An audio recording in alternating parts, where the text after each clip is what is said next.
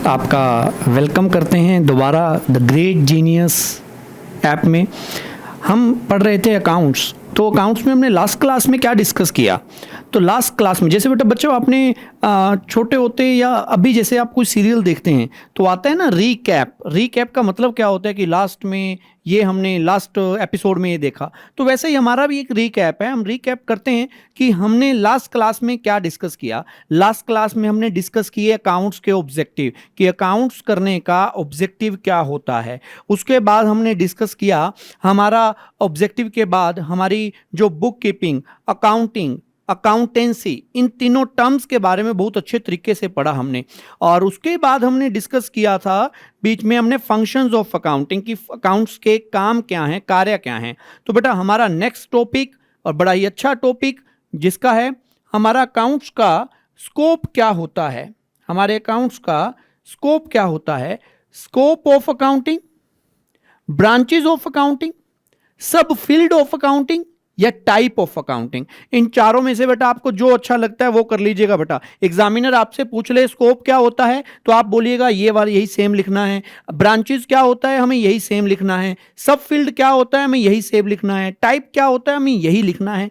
तो देखिए 4 क्वेश्चनों का एक ही आंसर है। ओके तो डिस्कस करते हैं। बेटा बच्चों स्कोप तो पता होगा आपको क्या होता है। स्कोप का मतलब होता है फील्ड, हमारा एरिया क्या है, हम कहां कहां स्टडी करने वाले हैं, अकाउंट में हम कितना स्टडी करते हैं।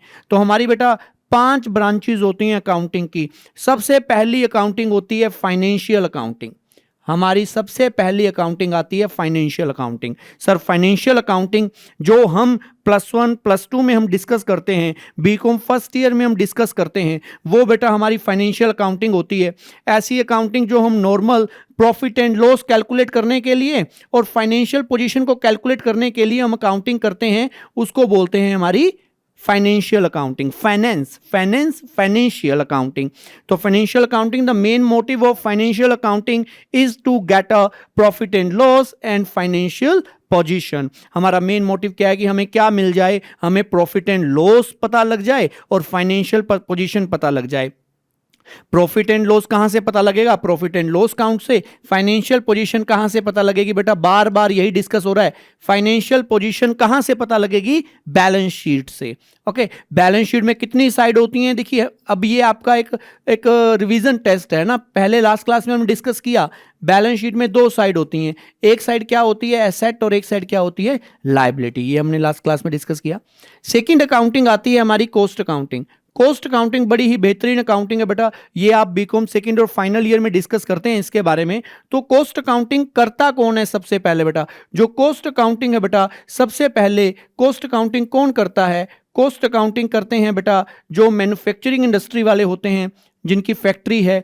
मैन्युफैक्चरिंग इंडस्ट्री वाले हैं जो मैन्युफैक्चरिंग कर रहे हैं कुछ ना कुछ, या फिर साथ में क्या कर रहे हैं, कुछ सर्विस रेंडर कर रहे हैं, कुछ सर्विस दे रहे हैं। तो वो वाली जो काम करते हैं, जिनका मैन्युफैक्चरिंग से रिलेटेड काम है, वो लोग कॉस्ट अकाउंटिंग करते हैं। कॉस्ट अकाउंटिंग में क्या जानना चाहते हैं? वो एस्टिमेट जानना चाहते हैं कॉस्ट का, कि कॉस्ट एस्टिमेट कितना होगा। हम प्रोडक्शन कर रहे हैं, हमारी प्रोडक्शन की कॉस्ट कितनी आएगी। तो इसमें हम क्या 2 चीजें जानना चाहते हैं? हमारी total cost and per unit cost. हमारी total cost and per unit cost, हम 2 कॉस्ट जानना चाहते हैं। उसके बाद आता है हमारा मैनेजमेंट अकाउंटिंग। मैनेजमेंट अकाउंटिंग क्या है? देखिए बेटा मैनेजमेंट अकाउंटिंग में थोड़ा सा आपको बताना चाहूंगा बेटा। मैनेजमेंट अकाउंटिंग 2 चीजों से मिलकर बनी है। एक तो है मैनेजमेंट, एक तो है मैनेजमेंट हमारी बेटा, एक हमारी मैनेजमेंट है और एक हमारा क्या है बेटा? अकाउंटिंग। तो मतलब सर मैनेजमेंट अकाउंटिंग 2 वर्ड से मिलकर बना है, मैनेजमेंट प्लस अकाउंटिंग। तो मैनेजमेंट का मतलब क्या होता है बेटा? मैनेजमेंट का मतलब होता है प्लानिंग करना। जो मैनेजमेंट मैनेज करेगा बिजनेस को, प्लानिंग करना, कंट्रोलिंग करना, किसके लिए? डिसीजन मेकिंग करना। ये सारे काम हमारे मैनेजमेंट के होते हैं। प्लानिंग, कंट्रोलिंग, डिसीजन मेकिंग, ये सब काम। सर अकाउंटिंग का मतलब क्या होता है? अकाउंटिंग का मतलब पता है बेटा? जो आपको इन्फॉर्मेशन प्रोवाइड करवाता है बिजनेस के प्रॉफिट एंड लॉस के बारे में। तो मतलब मैनेजमेंट अकाउंटिंग को अगर इकट्ठा करें तो क्या बन गया? When management will use accounting information, when management will use accounting information for their planning, controlling and decision making. कहता जब अकाउंटिंग की इंफॉर्मेशन का यूज मैनेजमेंट करना शुरू कर देगी, किस चीज के लिए, प्लानिंग करने के लिए, कंट्रोलिंग करने के लिए, तो ये प्लानिंग जो क्या करता है, असिस्ट करता है किसको, मैनेजमेंट को, क्या करने में, प्लानिंग करने में, कंट्रोलिंग करने में, और हमारे क्या है, डिसीजन मेकिंग में। ओके, उसके बाद क्या आता है, उसके बाद आता है हमारा tax accounting. Sir tax accounting क्या होता है? बेटा टैक्स को कैलकुलेट करना टैक्स अकाउंटिंग होता है, जिसके अंदर हम टैक्स को कैलकुलेट करते हैं। तो टैक्स को कैलकुलेट करने के लिए क्यों करते हैं? सर गवर्नमेंट कहती है हमें टैक्स भरना है, हम यहाँ पर इंडिया में रह रहे हैं, बेटा कोई भी कंट्री है, मोस्टली कंट्रीज हम वहाँ पर जो फैसिलिटीज़ प्रोवाइड करवाती हैं उसके बदले में टैक्स लेती हैं। तो हम इनकम अर्न कर रहे हैं हमारे इंडिया से, तो इंडिया हमारा रिस्पॉन्सिबिलिटी है, एक फर्ज बनता है हमारा कि हम टैक्स में कुछ कंट्रीब्यूशन करें। तो उसके लिए टैक्स अकाउंटिंग करनी पड़ती है। तो ये टैक्स पर्पस से यूज़ की जाती है। इनकम टैक्स कैलकुलेट करना हो, जीएसटी कैलकुलेट करना हो, तो उसके लिए टैक्स अकाउंटिंग की जाती है। ठीक है, उसके बाद आता है सोशल रिस्पॉन्सिबिलिटी अकाउंटिंग। सोशल, समाज, रिस्पॉन्सिबिलिटी, जिम्मेवारी, उसके लिए भी काउंटिंग होती है। सर क्या उसके लिए क्या काउंटिंग होती है? देखिए बेटा, हम यहाँ पर बात करें, हमारे नज़दीक की बात करते हैं बेटा, आप बात कर लीजिए, रिलायंस कंपनी की बात तो नहीं करेंगे, हम बात करते हैं जिंदल इंडस्ट्री की। हिसार में बेटा हमारे नज़दीक एक हिसार है, हिसार में एक जिंदल इंडस्ट्री है, हरियाणा के अंदर हिसार में जिंदल इंडस्ट्री है। जिंदल इंडस्ट्री ने हिसार में बेटा स्कूल बनवा रखे हैं, उन्होंने एक जिंदल पार्क बनवा रखा है, और बेटा अपने हॉस्पिटल्स बनवा रखे हैं। तो उसमें वो क्या करते हैं बेटा, कुछ ना कुछ अपने सोसाइटी के लिए कुछ कंट्रीब्यूशन देते रहते हैं। सर उससे क्या होता है बेटा, आजकल उसकी भी अकाउंटिंग होती है। आज एक टाइड नाम का एक हम ये पेड एडवर्टीजमेंट नहीं है बेटा, ये माउथ एडवर्टीजमेंट है, नॉर्मली एक एग्जांपल है। तो एक टाइड आता है बेटा, एक जो कपड़े क्लोथ वॉश के लिए एक डिटर्जेंट पाउडर आता है। तो उसको अगर बाय करते हैं तो उसका 1 रुपया बच्चों की पढ़ाई के लिए जाता है बेटा, उसका कुछ पार्ट। आप बुक माई शो से मूवी की टिकट बुक करते हैं, उसमें भी 1 रुपया कुछ पार्टी, उसमें कुछ डोनेशन में जाता है। तो इसका मतलब क्या है बेटा, आजकल ना इसकी भी अकाउंटिंग होती है कि आपने समाज के लिए क्या किया। क्यों? जो बिजनेस समाज के लिए अच्छा कर रहा है, हम उस बिजनेस को अच्छा बोलेंगे। जो बिजनेस बेटा अपनी कमाई में से कुछ ना कुछ, वॉरेन बफेट बेटा वर्ल्ड का सबसे अमीर आदमी हो सकता था, बट उसने बेटा अपनी धन दौलत का बहुत बड़ा हिस्सा दान में दे दिया। उस टाइम की बात करें बेटा, उस टाइम जितना पैसा मुकेश अंबानी के पास था, जब उन्होंने डोनेट किया था, जितना पैसा मुकेश अंबानी के पास था उतना पैसा उन्होंने डोनेट कर दिया था। तो मतलब बहुत बड़ा हिस्सा आज भी वो डोनेट करते हैं। हमारे इंडिया की बात करें बेटा, टाटा बेटा सोशल वेलफेयर में इतना वर्क करते हैं कि बेटा आज टाटा को एक अच्छे ब्रांड, रतन टाटा का नाम बड़ी ही एक रिस्पेक्ट से लिया जाता है। रीजन बेटा क्या है, टाटा ने इंडिया को डेवलप करने के लिए, आप जमशेद जी टाटा ने एयरलाइन शुरू करी जिसको आप एयर इंडिया के नाम से जानते हैं। तो बहुत सारे कंट्रीब्यूशन किए। हमारी सबसे इंडिया की सबसे सस्ती कार टाटा नैनो उन्होंने बनाया। तो बड़ा ही अच्छा कंट्रीब्यूशन रहता है उनका। तो इस चीज़ के लिए भी काउंटिंग होती है कि हम समाज के लिए क्या कर रहे हैं। तो देखिए बेटा, सोसाइटी हमें क्या देती है, society provide infrastructure to the business. ये बिल्डिंग कहाँ से मिली? सोसाइटी से। हम काम कर रहे हैं, हमें वर्कर कहाँ से मिले? सोसाइटी से। तो सारा तो सब कुछ आपको, आपके बिजनेस को सोसाइटी ने दिया। अब आपकी बारी है, आपका बिजनेस सोसाइटी को क्या देगा? सर हम एम्प्लॉयमेंट देंगे, बहुत अच्छी बात है बेटा। हम उनका लाइफ स्टैंडर्ड को इंप्रूव करेंगे, बहुत अच्छी बात है। तो उसके लिए भी अकाउंटिंग होती है कि आप अकाउंटिंग क्या कर रहे हैं। So business has a responsibility to the society. Business की भी एक रिस्पॉन्सिबिलिटी बनती है to give something to the society. ठीक है, ये हमारे बेटा रहते हैं स्कोप, ब्रांचेज और सब फील्ड। ओके, तो अभी इसके बाद बड़ा ही अच्छा प्यारा टॉपिक है, उसके बाद डिस्कस करते हैं हम यूजर्स के बारे में। ओके, यूजर्स के बारे में डिस्कस करते हैं। तो यूजर्स क्या हैं? यूजर्स हम वैसे बात कर चुके हैं। यूजर कौन हो? यूजर को क्या बोलते हैं? Interested party. यूजर को क्या बोलते हैं? Interested parties. यूजर मतलब होता है इंटरेस्टेड पार्टीज। अच्छा सर, यूजर मतलब इंटरेस्टेड पार्टी, कुछ मर्जी बोल लीजिए बेटा। दो टाइप के यूजर होते हैं, एक होते हैं इंटरनल यूजर। इंटरनल का मतलब क्या होता है बेटा? इंटरनल का मतलब होता है विद इन अ बिजनेस, मतलब अंदर, with in a business, business के अंदर होते हैं ये। एक्सटर्नल का मतलब क्या होता है? आउटसाइडर बेटा। एक्सटर्नल का मतलब क्या होता है? आउटसाइडर। अब देखो, ये बिजनेस के अंदर होते हैं, वो बिजनेस के बाहर होते हैं बेटा। तो internal user, external user. Internal user में देखिए बेटा, कौन होते हैं internal user? Who have direct interest in the business, जिनका बिजनेस में डायरेक्ट इंटरेस्ट है। They want to know about the profit and loss of the business and financial position of the business, है ना। They have a direct interest in the business, तो उनका business में direct interest होता है। Sir कौन कौन होता है बेटा? सबसे पहला होता है बिजनेस का मालिक। सबसे पहले तो बिजनेस का मालिक, वो क्या जानना चाहता है? वो प्रॉफिट एंड लॉस जानना चाहता है। वो क्या जानना चाहता है? वो अपनी फाइनेंशियल पोजीशन जानना चाहता है। ठीक है बेटा, तो ये बिजनेस का ओनर होता है। सर मैनेजमेंट भी जानना चाहती है कि बिजनेस में प्रॉफिट आ रहे हैं कि लॉस आ रहे हैं। वेरी गुड बेटा, मैनेजमेंट भी जानना चाहती है। मैनेजमेंट क्यों जानना चाहती है? मैनेजमेंट जानना चाहती है कि हम इतनी एफिशिएंसी से काम कर रहे हैं, क्या प्रॉफिट आ रहा है कि नहीं आ रहा। अगर प्रॉफिट आ रहा है तो हमें एप्रिसिएशन मिलेगा, हमें मोटिवेशन मिलेगा, हम और अच्छा काम करेंगे। तो मैनेजमेंट भी बिजनेस के प्रॉफिट एंड लॉस और उसके बारे में जानना चाहती है, ताकि वो बिजनेस को स्मूथली रन कर सके, बिजनेस को बड़े अच्छे तरीके से मैनेज कर सकें। तो ये जानना चाहते हैं बेटा। एक्सटर्नल यूजर की बात करते हैं बेटा। एक्सटर्नल यूजर कौन है? Who have present and future interest in the business, जिनका प्रेजेंट इंटरेस्ट तो है ही है, इसके साथ हो सकता है उनका फ्यूचर इंटरेस्ट हो बिजनेस में, but not a part of management, but management का पार्ट नहीं होते बेटा। ये क्या थे? ये मैनेजमेंट का पार्ट थे, वो मैनेजमेंट का पार्ट नहीं होते, इसलिए उनको आउटसाइडर बोला जाता है, एक्सटर्नल बोला जाता है। एक्सटर्नल का मतलब समझते हैं बेटा, इंटरनल का मतलब अंदर का, एक्सटर्नल मतलब बाहर का। ओके, अभी हम सबसे पहले जिसकी बात कर रहे हैं बेटा वो है पोटेंशियल इन्वेस्टर। पोटेंशियल क्या होता है बेटा? पोटेंशियल इन्वेस्टर का मतलब है नया इन्वेस्टर। पोटेंशियल का मतलब क्या है? नया इन्वेस्टर। मैं पहली बार इन्वेस्ट करने के लिए गया, मेरे को पता नहीं बेटा शेयर मार्केट में कहाँ इन्वेस्ट करना है, मेरे को पता नहीं है किस कंपनी पर दाव खेलना है, किस कंपनी पर पैसा लगाना है। तो बेटा कैसे पता लगेगा? मुझे कंपनी की बैलेंस शीट्स देखनी पड़ेंगी, मुझे कंपनी के प्रॉफिट्स देखने पड़ेंगे कि जिस कंपनी का बिजनेस अच्छा रन कर रहा है मैं उसी में पैसा लगाऊंगा। तो बिजनेस अच्छा चल रहा है नहीं चल रहा कौन बताएगा? बिजनेस के मालिक से जाके पूछोगे आप कि सर आपका बिजनेस कैसा चल रहा है, बेटा वो तो कहेगा ये अच्छा चल रहा है।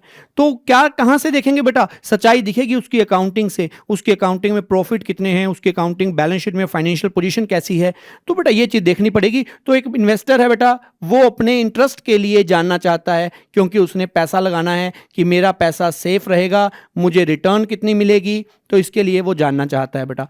उसके बाद आता है short term creditor and long term creditor. Short term creditor क्या होता है बेटा?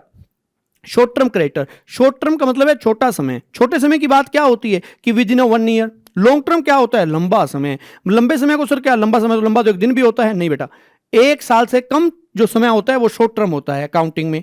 1 साल से ज्यादा का जो समय होता है वो क्या है? लॉन्ग टर्म होता है। तो क्रेडिटर क्या होता है सर? बेटा क्रेडिटर के बारे में बड़े बेहतरीन तरीके से आपको बताया जाएगा। अभी फिलहाल के लिए इतना समझ लीजिए कि क्रेडिटर का मतलब है जिनसे हमने कुछ गुड्स उधार पे बाय किया और हमने उनको पैसा वापसी देना है, मतलब हमारी लायबिलिटी है, हमारी लायबिलिटी है, वी हैव टू पे, हमें उनको पैसा देना है। ठीक है, शॉर्ट टर्म जो जिनको कम समय के लिए देना है, लॉन्ग टर्म जिनको हमने ज्यादा समय के लिए देना है। ठीक है, ओके। तो शॉर्ट टर्म क्रेडिटर की बात करते हैं। शॉर्ट टर्म क्रेडिटर जानना चाहते हैं कि मेरा पैसा सेफ है या नहीं, मुझे मेरे प्रिंसिपल अमाउंट की फिक्र हो रही है, मुझे मेरे अमाउंट की फिक्र हो रही है, मेरा पैसा सेफ है कि नहीं। तो इसलिए वो जानना चाहता है, आपकी बैलेंस शीट से देखता है, अगर प्रॉफिट अच्छा आ रहा है वो कहता है कोई दिक्कत नहीं है, मेरा पैसा कहीं नहीं जाने वाला। बट अगर प्रॉफिट अच्छा नहीं आ रहा है तो उसको प्रॉब्लम हो जाती है बेटा। लॉन्ग टर्म क्रेडिटर कौन होते हैं? जिनसे हमने 2 साल 4 साल के लिए पैसा रोक के रखा है, उनको पैसा वापसी देना है, तो लोन ले रखा है हमने। तो बेटा उनको क्या, उनको अपने अमाउंट की तो टेंशन होती है बेटा, जो प्रिंसिपल अमाउंट है जो उन्होंने देना है, प्लस में इंटरेस्ट की भी टेंशन होती है, उनको इंटरेस्ट टाइम टू टाइम मिलेगा या नहीं मिलेगा। क्योंकि देखो बेटा, पैसे की फिक्र 20 साल बाद मुझे आपने पैसा वापसी देना है, तो 20 साल बाद की फिक्र आज थोड़ा करूंगा मैं, मुझे आज फिक्र है मेरे इंस्टॉलमेंट की, मेरे इंटरेस्ट की, मुझे इंटरेस्ट टाइम पे मिलता रहे। अगर मुझे इंटरेस्ट टाइम पे मिल रहा है तो बेटा क्या होगा, मैं कहूँगा ओके है, मुझे कोई दिक्कत नहीं है, आप अपना बिजनेस कंटिन्यू रखिए, मुझे टाइम पे मेरा इंटरेस्ट देते रहिए बेटा। ओके, उसके बाद कौन जानना चाहता है? उसके बाद जानना चाहता है एम्प्लॉई। एम्प्लॉई कौन है? कहता है सर जो बिजनेस के अंदर काम करता है, बट बेटा बिजनेस मैनेजमेंट का पार्ट नहीं होता वो। एम्प्लॉई बिजनेस में काम करता है, वो भी जानना चाहता है कि मेरे बिजनेस में प्रॉफिट आ रहा है कि लॉस आ रहा है। सर क्यों जानना चाहता है? देखिए इसलिए जानना चाहता है क्योंकि अगर देखिए बेटा, मैं एक स्कूल में जॉब करता हूँ, अगर मान लो कि स्कूल में जॉब करता हूँ, तो मुझे क्या जानना है, मुझे मेरे पहले मेरे पास 20 स्टूडेंट्स थे, आज मैंने 50 स्टूडेंट्स कर दिए, 60 स्टूडेंट्स कर दिए, 80 स्टूडेंट्स कर दिए, तो मैं जानना चाहूँगा मेरे बिजनेस को प्रॉफिट कितना हो रहा है। क्यों बेटा? क्योंकि मुझे पेमेंट अपनी बढ़वानी है, मुझे बोनस बढ़वाना है, मुझे सैलरी बढ़वानी है। तो एम्प्लॉय अपने इंटरेस्ट के लिए जानना चाहता है।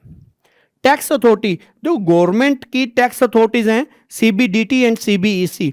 इन India we have a 2 tax authority, CBDT and CBEC. बात करेंगे बाद में, इनके बारे में डिटेल में बात करेंगे।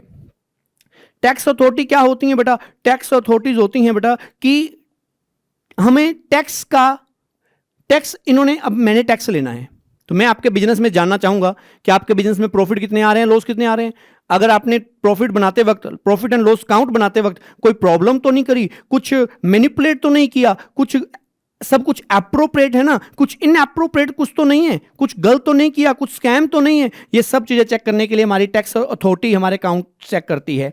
उसके बाद आता है गवर्नमेंट। गवर्नमेंट देखती है बेटा, देखिए गवर्नमेंट चाहती है मेरे इंडिया में बहुत सारे बिजनेस ओपन हो, तो गवर्नमेंट भी जानना चाहती है आपके बिजनेस के बारे में कि आपका बिजनेस सही चल रहा है, आपके बिजनेस में कोई दिक्कत तो नहीं है, आपके बिजनेस में कोई मैनिपुलेशन तो नहीं है, आपके बिजनेस में कुछ धोखाधड़ियां तो नहीं है। पब्लिक, हम लोग जानना चाहते हैं अपनी नॉलेज पर्पस से, और कंपटीटर्स जानना चाहते हैं अपने कंपटीशन के लिए कि आपसे मैं कितना आगे चल रहा हूं, कितना पीछे चल रहा हूं, उसको कंपीट कैसे किया जाए, तो उसके बारे में जानना चाहते हैं। ये थे हमारे यूजर, और इनको इंफॉर्मेशन प्रोवाइड करवाना, इनको कम्युनिकेट करना अकाउंट का सबसे बड़ा काम है। कम्युनिकेशन करना सबसे बड़ा काम है। कम्युनिकेट करना हमारा ऑब्जेक्टिव भी है, कम्युनिकेट करना हमारा फंक्शन भी है, ठीक है। तो सब हर जगह कम्युनिकेशन रहेगा, कम्युनिकेशन टू द यूजर। ये बात तो भूलनी नहीं है बेटा। अकाउंटिंग आप किस लिए करते हो? कम्युनिकेट करने के लिए। किनको? यूजर्स को। क्लियर? तो बेटा ये हमारा यूजर है। टॉपिक बड़ा ही अच्छा टॉपिक है। इसके बाद हमारा आता है बेटा लिमिटेशन। ध्यान से समझिएगा बेटा इसको। लिमिटेशन क्या है? लिमिटेशन का मतलब क्या होता है सर? लिमिटेशन का मतलब होता है कमियां। सर हमारे अकाउंट में क्या कमियां हैं? सर इतना अच्छा अकाउंट पढ़ा रहे हो आप, इसमें भी कुछ कमियां हैं। बिल्कुल बेटा, हर एक कॉइन होता है बेटा 1 रुपए का, उसके 2 पहलू होते हैं, एक हेड होता है और एक क्या होता है? टेल होता है। हमारी ज़िंदगी में बेटा 2 चीज़ें होती हैं, एक जो सच्चाई होती है, एक झूठ होता है बेटा, है ना। तो हर जगह 2 चीज़ें रहती हैं बेटा। इस तरह ही अकाउंटिंग के बेनिफिट तो देख लिए बेटा आपने, अभी अकाउंटिंग की लिमिटेशन भी होती है बेटा। ऐसा नहीं है कि हर जगह हमेशा बेटा सब कुछ मिलता ही मिलता है ना। कुछ पाने के लिए कुछ खोना पड़ता है, तो कुछ बेनिफिट लेने के लिए कुछ कमियों को भी सहना पड़ता है। तो बेटा आज हम डिस्कस कर रहे हैं हमारी अकाउंटिंग की लिमिटेशन, है ना। लिमिटेशन, हमारी काउंटिंग में कमियां क्या हैं, कमियां डिस्कस करनी आपको आनी चाहिए, क्योंकि जब तक कमियां नहीं पता लगेंगी बेटा आप उनमें इंप्रूव कैसे करोगे। अपने अंदर कमियां बताने वाला या कमियां अपने अंदर खुद कमी ढूंढने वाला बेटा गलत नहीं होता ना। कमियां हमें पता होनी चाहिए ताकि हम अपने आप में इंप्रूव कर सकें, है ना। परफेक्शन तो बहुत मुश्किल से आती है। ओके, तो लिमिटेशन ऑफ अकाउंटिंग, पहली लिमिटेशन आती है बेटा इसकी, जो ये पहली लिमिटेशन है अकाउंटिंग की, influenced by personal judgement. Influenced by personal judgement. Sir personal judgement क्या हुआ? पर्सनल जजमेंट का मतलब क्या है कि मेरे अकॉर्डिंग क्या होगा, आपके अकॉर्डिंग कुछ और होगा, सामने साथ वाले अकॉर्डिंग कुछ और होगा। ऐसे ही हर बंदे की अपनी अपनी पर्सनल जजमेंट है ना। मेरे अकॉर्डिंग वो बहुत अच्छा है, उसके अकॉर्डिंग दूसरे अकॉर्डिंग वो अच्छा नहीं है, राम के अकॉर्डिंग वो अच्छा है, सीता अकॉर्डिंग वो अच्छा नहीं है। तो इसका मतलब क्या है? पर्सनल जजमेंट है। अकाउंटिंग में पर्सनल जजमेंट बड़ी यूज होती है बेटा। कैसे? देखिए बेटा, मैंने एक कार ली, मैं बेटा बड़ी स्मूथ ड्राइव करता हूं, मैं रफ ड्राइव नहीं करता, मैं स्मूथ ड्राइव करता हूं। मेरी ड्राइविंग बड़ी इजी है, मतलब बड़ी स्मूथ है। तो मेरे अकॉर्डिंग मेरी कार जो मैं अगर चलाता हूं तो मैं बेटा 10 ईयर तक उस कार को संभाल के रख सकता हूं। मेरी कार की लाइफ है 10 ईयर, मेरी कार की लाइफ है 10 ईयर। अच्छा, अब बेटा एक मेरा फ्रेंड है ना, मेरा फ्रेंड है बेटा, और गोपी नाम है उसका। तो गोपी जब कार चलाता है, गोपी बड़ी रफ ड्राइविंग करता है, तो गोपी के अकॉर्डिंग वो कार चलेगी बेटा 5 ईयर। गोपी के अकॉर्डिंग वो कार चलेगी 5 ईयर। वो भी अकाउंटेंट है, मैं भी अकाउंटेंट हूं, तो मैंने बोला मेरी कार की लाइफ 10 साल, उसने बोला कार की लाइफ 5 साल। हो गई बेटा पर्सनल जजमेंट। आ जाओ बेटा, अब अकाउंट्स में इसका बड़ा फर्क पड़ेगा बेटा। उसके अकॉर्डिंग उसकी कार को 5 साल में खत्म करना पड़ेगा, मुझे मेरी कार को 10 साल में खत्म करना पड़ेगा, है ना। तो इसका बेटा बड़ा ही डिफरेंस आता है। तो estimate the useful life of an asset, हम यहाँ अपनी पर्सनल जजमेंट यूज करते हैं। कुछ एग्जांपल हैं बेटा ये जहां हम अपनी पर्सनल जजमेंट यूज करते हैं। तो अकाउंट्स इफेक्ट होता है, अकाउंट इन्फ्लुएंस्ड होता है पर्सनल जजमेंट से। ओके, तो उसके बाद आता है making provision for doubtful debts. बेटा ये क्या होता है, ये क्या होता है, ये क्या होता है प्रोविजन फॉर डाउटफुल डेट्स? इसका मतलब पता है बेटा क्या होता है? इसका मतलब है कि एस्टिमेट लगाना कि हमारे कितने रुपए बैड डेट्स होंगे, हमारे कितने रुपए डूबेंगे, हमारे पैसे कितने डूबेंगे। तो बेटा ये एस्टिमेट लगाते हैं कि हमारे कितने रुपए डूबेंगे। मेरे अकॉर्डिंग मेरी सेल का 5% डूबेगा, उसके अकॉर्डिंग उसकी सेल का 10% डूबेगा। तो यहां पर सब अपने पर्सनल जजमेंट यूज कर रहे हैं बेटा, कोई रूल तो है नहीं है। अब रूल कैसे बनाएं बेटा? किसी की बिजनेस में 10% डूबता है, किसी के बिजनेस में 50% डूब जाता है बेटा, है ना। तो यहां पर पर्सनल जजमेंट का यूज करना पड़ता है बेटा। उसके बाद आता है method of valuation of stock. Stock की वैल्यूएशन के कितने मेथड होते हैं बेटा? ये स्टॉक की वैल्यूएशन के मेथड बेटा आप पढ़ेंगे। स्टॉक की वैल्यूएशन के मेथड बेटा एक होता है LIFO, last in first out, एक होता है हिफो, हाईएस्ट इन फर्स्ट आउट, एक होता है FIFO, first in first out. ये बेटा सारे ये आगे की काउंटिंग के पार्ट है, कॉस्ट अकाउंटिंग के पार्ट होते हैं बेटा। तो अब देखिए बेटा, अब इसमें कोई तो ये वाला मेथड यूज करेगा, कोई ये वाला मेथड यूज करेगा और कोई हमारा ये वाला मेथड यूज करेगा। तो बेटा देखिए डिफरेंस आ गया ना, इसके अंदर डिफरेंस आ गया ना। तो ये चीजें बेटा मैटर करती हैं, अपनी अपनी पर्सनल जजमेंट है बेटा। पर्सनल जजमेंट में हम ये कर लेते हैं बेटा। चलो हम डिस्कस करते हैं बेटा सेकंड लिमिटेशन। हमारी सेकंड लिमिटेशन क्या है? सेकंड लिमिटेशन क्या आती है बेटा कि हमारी सारी अकाउंटिंग कंसेप्ट और कन्वेंशन पर बेस्ड करती है। हमारी सारी अकाउंटिंग कंसेप्ट और कन्वेंशन पर बेस्ड करती है। कंसेप्ट क्या होता है बेटा, कन्वेंशन क्या होते हैं, ये 3rd चैप्टर में हम डिस्कस करेंगे बड़ी डिटेल में। तो देखो बेटा, हमारी अकाउंटिंग प्रॉफिटेबिलिटी जो है या फिर हमारी फाइनेंशियल पोजीशन जो है, हमारी प्रॉफिटेबिलिटी और फाइनेंशियल पोजीशन दोनों ही बेटा मे नॉट बी रियलिस्टिक। जो दोनों ही जरूरी नहीं है कि बड़ी ही अच्छी हो, बड़ी ही रियलिस्टिक हो, बड़ी ही विश्वसनीय हो। तो जरूरी नहीं है बेटा। सर क्यों जरूरी नहीं है? देखते हैं बेटा क्यों जरूरी नहीं है। आओ देखते हैं बेटा। हमने एक एग्जांपल लिया, हमारे पास है फिक्स एसेट। हमारे पास क्या है? Fix asset. फिक्स एसेट का मतलब क्या होता है? मेरे पास बिल्डिंग है, कार है, मशीनरी है। ओके बेटा, मैंने ना फिक्स एसेट्स में हम लेते हैं 1 एकड़ लैंड लेते हैं। हमारे पास 1 एकड़ लैंड है। ओके, 1 एकड़ लैंड लिया। अच्छा, उसके बाद वो कहाँ आएगा? सर वो बैलेंस शीट में आएगा। क्यों बेटा? बैलेंस शीट में एक साइड होती है एसेट। एसेट में क्या आती हैं? सारी प्रॉपर्टियां आती हैं। तो सारी प्रॉपर्टियां हैं तो लैंड हमारी प्रॉपर्टी है, तो बैलेंस शीट में आएगा। अच्छा सर, हमने ली थी 5 लाख रुपए की। हमने कितने की ली? 5 लाख की। 5 लाख की हमने एक प्रॉपर्टी ली। अब हम बैलेंस शीट में एसेट में वो कितने रुपए की शो करेंगे? सर 5 लाख की। अच्छा, अब आज कितने की हो गई है? सर वो 50 लाख की हो गई है। आज कितने की हो गई है? वो 50 लाख की हो गई है। सर आप किस पे शो करोगे? Shown eight there cost. जिस कॉस्ट पे ली थी उसकी जो ओरिजिनल कॉस्ट है, उसकी जो ओरिजिनल कॉस्ट है उस पे शो करेंगे। अच्छा, note eight their market value. आज मार्केट वैल्यू क्या है? 50 लाख। 50 लाख पे शो नहीं करेंगे। तो इसका मतलब क्या हुआ? इसका मतलब है कि वैसे एक्चुअल में देखा जाए आज मैं 50 लाख का मालिक हूं, बट आपकी अकाउंटिंग कह रही है मैं 5 लाख का मालिक हूं। तो अकाउंटिंग में जिस कॉस्ट पे वो एसेट एक्वायर्ड की गई थी उसी कॉस्ट पे ही एसेट को लिखते हैं बेटा। ये हमारा है based on accounting concept and convention. और ये कौन सा कंसेप्ट है बेटा? Historical cost concept. ऐसे हमारे बहुत सारे कंसेप्ट हैं जिनको फॉलो करते हैं, बट कई बार उन कंसेप्ट से हम खुद सेटिस्फाई नहीं हो पाते हैं। तो ये हमारे बेटा हिस्टोरिकल कंसेप्ट है, ये कंसेप्ट का पार्ट है। इसलिए अकाउंटिंग जो कंसेप्ट और कन्वेंशन पे बेस्ड है वो अकाउंटिंग क्या करती है बेटा? कई बार रियलिस्टिक नहीं हो पाती है। ठीक है, तो ये बेटा हमारा है। इसके बाद हम बात करते हैं हमारे बेटा नेक्स्ट लिमिटेशन की। ये भी लिमिटेशन है, ये हमारी 3rd लिमिटेशन है बेटा। ये हमारी ये हमारी 3rd लिमिटेशन है। इसकी हम बात करते हैं 3rd लिमिटेशन की।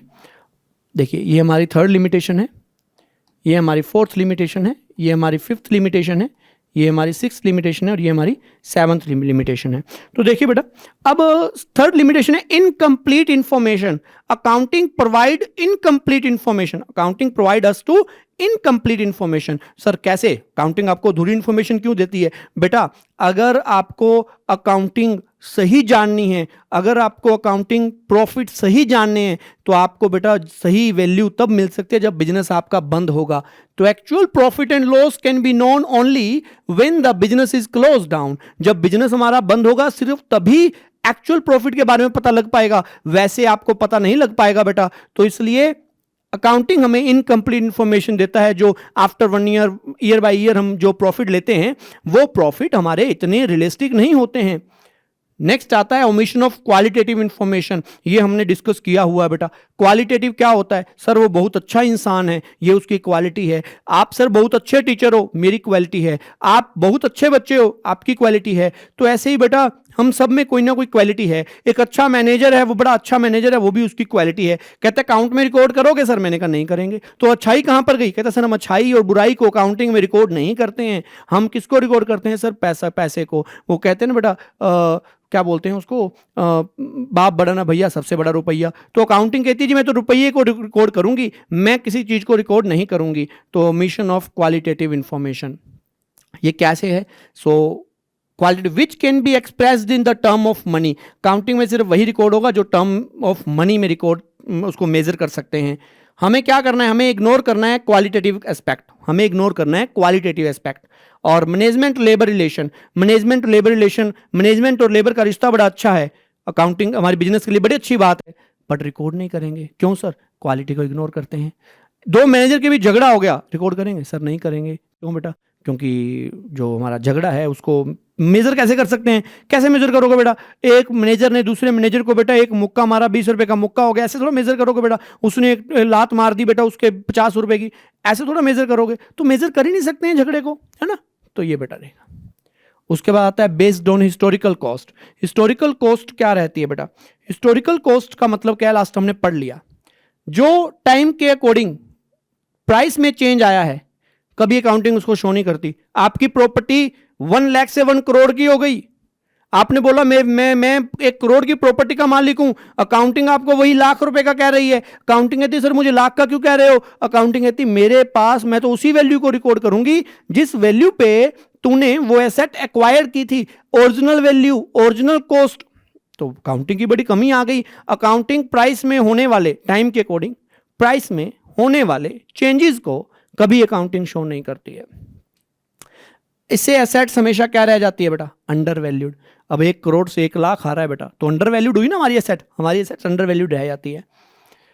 विंडो ड्रेसिंग, बेटा विंडो ड्रेसिंग क्या है? विंडो ड्रेसिंग बेटा बच्चों एक मेकअप के समान है। मेकअप जो शादियों पे बेटा होता है, मेकअप से क्या होता है बेटा? मेकअप से हम जो चीज इतनी फेवरेबल नहीं है बट उसको मेकअप करके फेवरेबल बना दिया जाता है ना बेटा? कई आप इंस्टाग्राम यूट्यूब पे वीडियो देखते हो बेटा, तो कितना बेहतरीन मेकअप करते हैं बेटा। वो उसकी जो अपने चाहे वो कोई भी लगा लीजिए, सूरत बदल जाती है ना, कितना अच्छा शो हो जाता है बेटा। तो वो क्या है? मेकअप। वैसे ही हमारी काउंटिंग में भी मेकअप होता है। मेकअप से हम क्या करते हैं? हम काउंटिंग को बड़ा खूबसूरत दिखा देते हैं, हम अपने रिजल्ट्स को बड़ा ही बेहतरीन दिखा देते हैं बेटा। तो क्या होता है? Practice of manipulating accounts. Accounts में मैनिपुलेशन करना, अकाउंट्स में मैनिपुलेशन करना किस लिए? Show and disclose favourable position than actual. हम अपनी पोजीशन जो एक्चुअल में है उससे ज्यादा बेहतरीन दिखाते हैं अपनी पोजीशन को, उसको बोलते हैं हम विंडो ड्रेसिंग। कैसे करते हैं सर? जैसे कि आपके पास क्लोजिंग स्टॉक है, क्लोजिंग स्टॉक आपके लिए एक अभी मैं बेटा आपको इतना डिटेल में नहीं बता पाऊंगा, प्रैक्टिकल जब आपको समझ आ जाएगा। क्लोजिंग स्टॉक आपके लिए बेटा एक क्रेडिट साइड में लिखा जाता है, तो इनकम का काम करता है भी आपके पास स्टॉक। क्लोजिंग स्टॉक अगर ओवर वैल्यूड कर लेते हो, क्लोजिंग स्टॉक को अगर ओवर वैल्यूड कर लेते हो, मतलब क्या है बेटा? मतलब आपके पास स्टॉक पड़ा है 5,000 का, आपने उसको 50,000 का दिखा दिया, तो इसका मतलब क्या है कि आपके पास स्टॉक वैल्यूएशन कितनी आ गई? 50,000 रुपए। तो उससे बेटा आपकी बैलेंस शीट पे इफेक्ट आएगा। बैलेंस शीट ज्यादा होगी, प्रॉफिट भी ज्यादा होंगे, तो बैलेंस शीट में एसेट भी ज्यादा होगी, प्रॉपर्टी आपकी प्रॉपर्टी भी ज्यादा दिखेगी, और एसेट बिजनेस लायबिलिटी में प्रॉफिट भी ज्यादा दिखेंगे। तो इसका मतलब क्या है बेटा? कि हम अपनी पोजीशन को जितनी है उससे ज्यादा फेवरेबल दिखाना चाहते हैं, उस पर मेकअप कर देते हैं बेटा। बट बाद में जब मेकअप उतरता है तो पता लगता है बेटा कि आपके अकाउंट्स तो हमारे बिजनेस में इतने प्रॉफिट नहीं थे, है ना? चलो अनसुटेबल फॉर फोरकास्टिंग। फोरकास्टिंग देखिए बेटा क्या है, अब अकाउंटिंग कब होती है बेटा, मेरा माल 2 लाख रुपए का बिक जाएगा, क्या इसकी रिकॉर्डिंग होगी? सर नहीं होगी। क्यों नहीं होगी? कहता सर जब बिकेगा तब रिकॉर्डिंग होगी। मेरी कल लॉटरी निकल जाएगी, रिकॉर्डिंग होगी? नहीं होगी सर। क्यों? बेटे जब सर निकल जाएगी तब रिकॉर्डिंग होगी। तो इसका मतलब क्या है कि हमारी अकाउंटिंग सारी की सारी किस पे बेस्ड है? पास्ट इवेंट पे। जब वो इवेंट इनक्कर हो जाता है उसके बाद हम रिकॉर्डिंग करते हैं। तो इसलिए बेटा आपको पता है बेटा, हमारे यहां से कर देते हैं, तो बेटा हमारे उसमें continuous change take place in policies and demand. बेटा टाइम टू टाइम पॉलिसीज बदलती रहती हैं, टाइम टू टाइम प्रोडक्ट की डिमांड बदल जाती है। बेटा किसने सोचा था बेटा ऐसा टाइम आएगा 19 में कोविड आ जाएगा, कोविड के कारण बेटा सब बिजनेस ठप हो जाएंगे, बेटा किसने सोचा था? तो आप भविष्यवाणी कैसे कर सकते हो बेटा? टाइम टू टाइम बेटा चीजें चेंज हो रही हैं। आपने बेटा 2-2 हजार के नोट देखा था बेटा, आपने हमने पुराने 500-500 के नोट इकट्ठे किए, डीमोनेटाइजेशन हो गया। 2-2 हजार के नोट इकट्ठे किए, डीमोनेटाइजेशन हो गया, दोबारा बंद कर दिए बेटा। तो क्या है ये, क्या है? तो इससे बेटा time to time policies, political कह लीजिए, गवर्नमेंट पॉलिसीज कह लीजिए, वो चेंज हो जाती हैं। तो इसलिए अकाउंटिंग के पास्ट इवेंट के बेस्ड पर फ्यूचर के लिए नहीं सोचा जा सकता बेटा, बड़ी बड़ी दिक्कत आती है बेटा। तो ये है हमारी अकाउंटिंग की कुछ कमियां, जिनको हम धीरे धीरे थोड़ा थोड़ा दूर करने की कोशिश करेंगे ताकि इसको अकाउंटिंग को और बेहतर बनाया जा सके बेटा। हमारा लास्ट कंसेप्ट आता है, हमारा लास्ट कंसेप्ट आता है बेटा, क्या? हमारा लास्ट कंसेप्ट आता है क्वालिटेटिव फीचर। फीचर तो हमने प्लस फर्स्ट टॉपिक में पढ़े थे, ये क्वालिटेटिव फीचर है कि अकाउंटिंग में क्वालिटी कैसी होनी चाहिए। कहता अकाउंटिंग आपकी कैसी होनी चाहिए? कहता है रिलायबिलिटी होनी चाहिए। रिलायबिलिटी का मतलब क्या होता है? कहता विश्वसनीय होनी चाहिए। हमारी अकाउंटिंग क्या होनी चाहिए? विश्वसनीय होनी चाहिए। विश्वसनीय का मतलब क्या है? कि अकाउंटिंग पे विश्वास हो मुझे। कहता है सर विश्वास कैसा होगा? Information must B reliable. Information must B reliable. हमारी इंफॉर्मेशन जो होनी चाहिए, accounting information must B reliable होनी चाहिए और बेस्ड ऑन फैक्ट। कहता है ऐसा नहीं है आपने बोल दिया मेरी 10 लाख की सेल हो गई, मैं बोलूंगा 10 लाख के बिल दिखा। आपने बोला मैंने 10 लाख रुपए की 20 लाख की प्रॉपर्टी है, मैंने कहा जी बिल दिखा। तो अगर आपने किसी को कैश पेमेंट किया है तो आपके पास सोर्स डॉक्यूमेंट होता है। सोर्स डॉक्यूमेंट का मतलब है proof.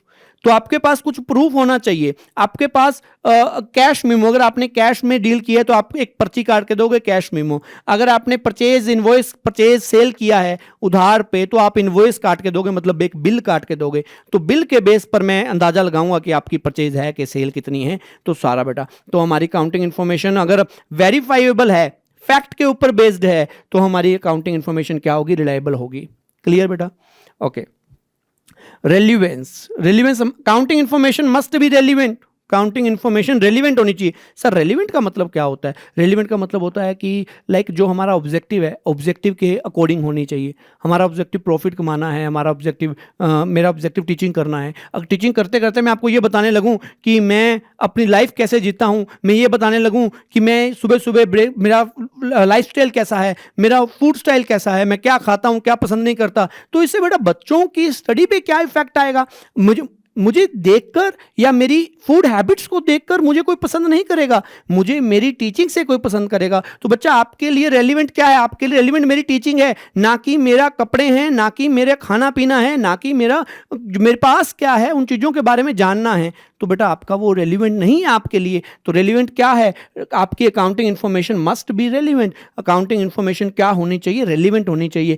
Ignore unnecessary irrelevant information. तो आपने कभी भी अकाउंटिंग में अननेसेसरी इंफॉर्मेशन नहीं देनी है, इररेलिवेंट इंफॉर्मेशन नहीं देनी है। सर रेलिवेंट होता क्या है? जो सामने वाले बंदे का डिसीजन चेंज कर दे, जो सामने वाले बंदे का डिसीजन चेंज कर दे, डिसीजन में चेंज ला दे, वही होती है रेलिवेंट चीजें। आपने कहा, आपने मेरा डेमो देखा और आपको डेमो देखकर अगर अच्छा लगा, मेरी टीचिंग देख के अच्छा लगेगा, मेरा टीचिंग स्टाइल देख के आपको अच्छा लगेगा, आपको अच्छा लगा और आपने बाय कर लिया, तो इसका मतलब क्या है कि मेरा जो कंटेंट है, मेरा जो मैं डिलीवर कर रहा हूं इंफॉर्मेशन, वो मेरी रेलिवेंट है, आपके ऑब्जेक्टिव के अकॉर्डिंग रेलिवेंट है। तो हमारी अकाउंटिंग इंफॉर्मेशन ऐसी रेलिवेंट होनी चाहिए।